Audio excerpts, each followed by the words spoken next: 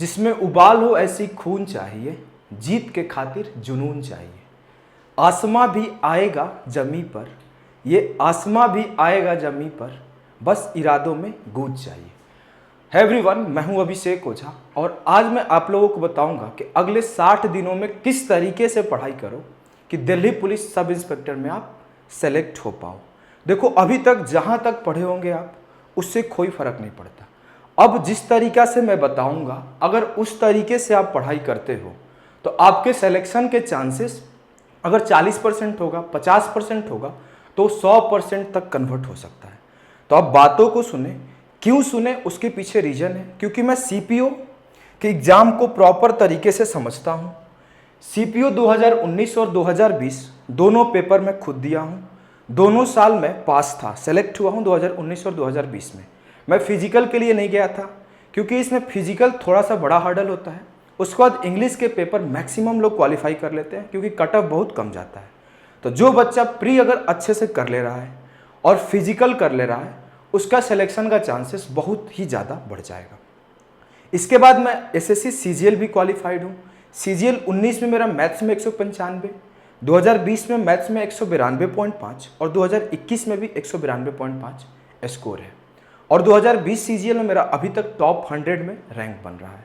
तो इससे आप समझ सकते हो कि मैं एसएससी एग्जाम्स को कितने प्रॉपर तरीके से समझता हूँ और कितने प्रॉपर तरीके से एनालिसिस करके बार बार एग्जाम दिया हूँ। तो आइए मैं आपको बताऊंगा अगले 60 दिनों में किस तरीक़ा से आप पढ़ाई करो जिससे आप सेलेक्ट हो पाओ सीपीओ में, दिल्ली पुलिस सब इंस्पेक्टर बन पाओ। अगले 60 दिनों के लिए आपको सिर्फ और सिर्फ 3 काम करना चाहिए। वो 3 काम है रिवीजन, मॉक टेस्ट और एनालिसिस। बस अगर इस 3 काम को आप ढंग से करते हो तो आपकी सिलेक्शन हो जाएगी। मैं ये बात श्योर करता हूँ हो जाएगी। देखो कैसे होगी, तो मैं रिवीजन के ऊपर नेक्स्ट स्लाइड में बात करूंगा कैसे आपको रिवीजन करना है। अभी मैं मॉक टेस्ट और उसके एनालिसिस के ऊपर थोड़ा सा बताता हूं कि मॉक टेस्ट कैसे देना है और एनालिसिस कैसे करना है। इन दोनों के ऊपर भी हम लोग आगे ही चर्चा करेंगे। पहले आप रिवीजन को ही समझ लो कि रिवीजन कैसे करेंगे, क्योंकि जो सबसे मोस्ट इंपॉर्टेंट चीज़ है रिवीजन है। तो रिवीजन में अभी सिर्फ और सिर्फ मैं मैथ्स के बारे में डिस्कस करूंगा। किसी अगले वीडियो में अगर आपकी ज़रूरत होगी, आपकी चाह होगी, तो मैं इंग्लिश, रीजनिंग और जीके को कैसे पढ़ें उसके बारे में भी बताऊंगा। तो अगर आप पहले मैथ्स कभी नहीं पढ़े होंगे, अभी आपका स्कोर 10 मार्क्स 20 मार्क्स भी आ रहा होगा 50 में, तो मैं आपको बताता हूं रिवीजन करने की सारी जिम्मेवारी मैं खुद के ऊपर ले रहा हूं। अभी जो भी टॉपिक होंगे, जस्ट एग्जाम्पल के लिए आप मान लो कि एरिथमेटिक और एडवांस में जितने भी टॉपिक हैं जिससे बार बार क्वेश्चंस पूछे जा रहे हैं एसएससी के कोई भी एग्जाम में, ऐसा नहीं कि मैं सिर्फ सीपीओ का बोल रहा हूँ, एसएससी के कोई भी एग्जाम में अरिथमेटिक और एडवांस से कोई भी क्वेश्चन आ रहे हैं तो उसके लिए अभी मैं क्लासेस दे रहा हूं। उन क्लासेस को आप देखो। इसमें भी अभी मेरा प्लान है कि जो इम्पॉर्टेंट कॉन्सेप्ट है, जो थोड़े टिपिकल कॉन्सेप्ट है, जिस क्वेश्चंस को आप जल्दी नहीं कर पाते हो, उन सब क्वेश्चंस को मैं पहले सेलेक्ट करूं, फिर उनको मैं प्रॉपर तरीके से आपको और कम से कम टाइम में कैसे उन क्वेश्चंस को सॉल्व किया जाता है उसको सिखाऊं। तो इसके लिए मैं आपको क्लासेस दूंगा कि आपको अगले 60 दिनों में ढंग से ऑलमोस्ट हर चैप्टर के हर एक अच्छे क्वेश्चंस और हर एक अच्छे कॉन्सेप्ट आपको कवर करा रहा हूं। तो रिवीजन आपका यहां से होगा मैथ्स का रिवीजन आपका यहां से होगा। कहां से? कॉन्सेप्ट। मैं आपको कॉन्सेप्ट प्लस प्रैक्टिस मैं दोनों कराने वाला हूं पूरे चैप्टर्स का। अभी तक मैं आपको 2 चैप्टर ऑलमोस्ट करा चुका हूं, एक है परसेंटेज और दूसरा है प्रॉफिट लॉस। प्रॉफिट लॉस के बाद डिस्काउंट भी करा चुका हूं। अभी सिंपल इंटरेस्ट, कंपाउंड इंटरेस्ट और धीरे धीरे सारे चैप्टर मैं आपका बहुत अच्छे तरीके से कंप्लीट कराऊंगा। तो रिवीजन का आपका टेंशन बिल्कुल नहीं है। आप रिवीजन मेरे साथ कर सकते हो और इन क्लासेस के साथ। अगर इसके बाद भी आपके पास टाइम मिलता है पढ़ने के लिए तो आप क्या करो, जो चैप्टर मैं पढ़ा दिया, जो चैप्टर के अच्छे कॉन्सेप्ट मैं सिखा दिया, उसके बाद आप जाओ और प्रीवियस ईयर क्वेश्चंस उठाओ एसएससी एग्जाम्स के और उसको सॉल्व करो। उसको आप सॉल्व करो। मान लो कि मैं परसेंटेज खत्म किया तो आप परसेंटेज जाके एक बार सॉल्व करो। बात को समझ गए ना? जब आप रिवीजन कर लिए, मैं सिर्फ मैथ्स के ऊपर भी बात किया, मैथ्स का मैं क्लासेस भी दूंगा, तो मैथ्स का रिवीजन का जिम्मेवारी भी मैं लिया। और आपको मैथ्स का रिवीजन कराने के बाद अब आपको क्या करना है, पूरे मॉक टेस्ट को देना है। आप एग्जाम देने जाओगे तो एग्ज़ाम का अनुभव तो लोगे ना, किस तरीके से एग्ज़ाम देते हैं, एग्ज़ाम में प्रेशर क्या होता है, कैसे कम टाइम के अंदर आपको क्वेश्चंस को सॉल्व करना होता है। तो उसके लिए मैं आपको बताता हूँ कि मॉक टेस्ट देना होता है। मॉक टेस्ट में आप क्या प्रीफर करो मैं पहले बता रहा हूँ। देखो टाइम कम है, अभी आप किसी भी कंपनी का मॉक लिए हो तो उसको कम दो या फिर ना दो, तो आप फिर कहाँ से मॉक दोगे? तो आपको मॉक देना है सिर्फ और सिर्फ प्रीवियस ईयर। प्रीवियस ईयर में आप 2018, 2019, 2020 इन 3 ईयर का जो भी पेपर हुए इन पे ज़्यादा फोकस करना है, इन पे ज़्यादा फोकस करना है। अब आपको क्या कैसे करना है इन पे फोकस? तो अब मैं मान लिया कि आप पेपर सॉल्व किए, इसमें भी जब आप पेपर सॉल्व कर रहे हो तो आपको 3 चीज़ पे ज़्यादा ध्यान देना है। एक है मैथ्स, एक है रीजनिंग और एक है इंग्लिश। इन 3 चीज़ पे आप ज़्यादा ध्यान दो तो आपका सिलेक्शन हो जाएगा, क्योंकि आपको कट ऑफ भी पता है कि कट ऑफ बहुत कम जाता है। अगर 3 चीज़ पे भी आप ढंग से स्कोर करते हो तो आपका सिलेक्शन हो जाएगा। बात को समझ रहे हो ना? तो आप इसमें देखो कि इसमें क्या क्या प्रॉब्लम आ रही है। मैथ्स का बिल्कुल टेंशन मत लो, कम भी मार्क्स आता है तो मैं एक चीज़ गारंटी के साथ बोलता हूँ, ये बात मैं CGL 2021 के प्री के टाइम भी बोला था, और जो बच्चे पेपर दे के आए थे उनका स्कोर बहुत अच्छा रहा भी था। तो मैथ्स आप मेरे साथ पढ़ रहे हो, अब आपको पढ़ना क्या है? रीजनिंग और इंग्लिश, रीजनिंग और इंग्लिश। तो रीजनिंग के लिए आपको क्या करना है कि आपको रीजनिंग के लिए सिर्फ और सिर्फ पेपर सॉल्व करना है। 50 क्वेश्चंस के पेपर है, 50 क्वेश्चंस के पेपर है। अब आपको इस 50 क्वेश्चन के पेपर में क्या होगा? आप सॉल्व करोगे। जब ये 50 क्वेश्चन के पेपर को आप सॉल्व करोगे तो हो सकता है आपसे 8 से 10 क्वेश्चंस ना सॉल्व हो, या फिर 8 से 10 क्वेश्चंस ज़्यादा टाइम लेकर सॉल्व हो, और कुछ इसमें से कुछ क्वेश्चन होंगे मोर टाइम लेकर सॉल्व हो, और कुछ आप ना सॉल्व कर पाओ, उसको स्किप कर रहे हो।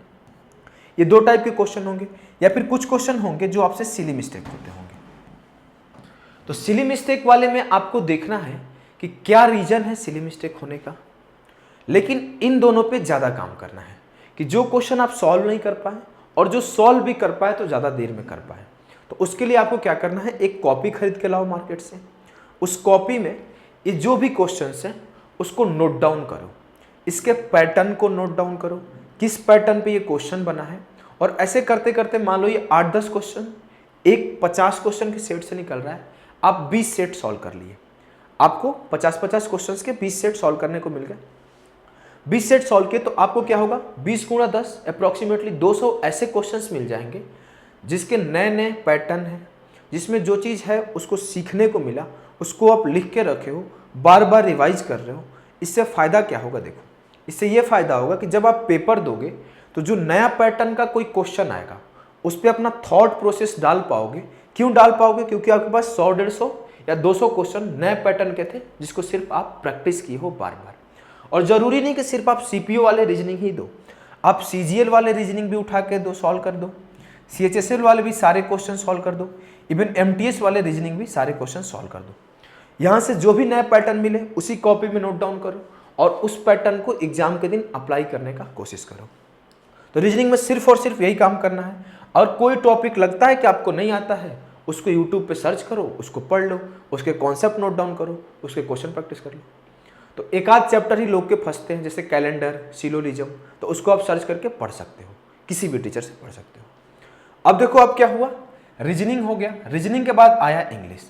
अगर आप पहले से इंग्लिश पढ़ रहे हो, इंग्लिश किसी बुक से पढ़ रहे हो, अच्छा स्कोर आ रहा है तो आप पढ़ते रहो, नहीं तो आप क्या करो, माई पाठशाला वाली 2 बुक है, एक स्मार्ट बुक है और एक आपकी 90 डेज वोकैब प्लानर है।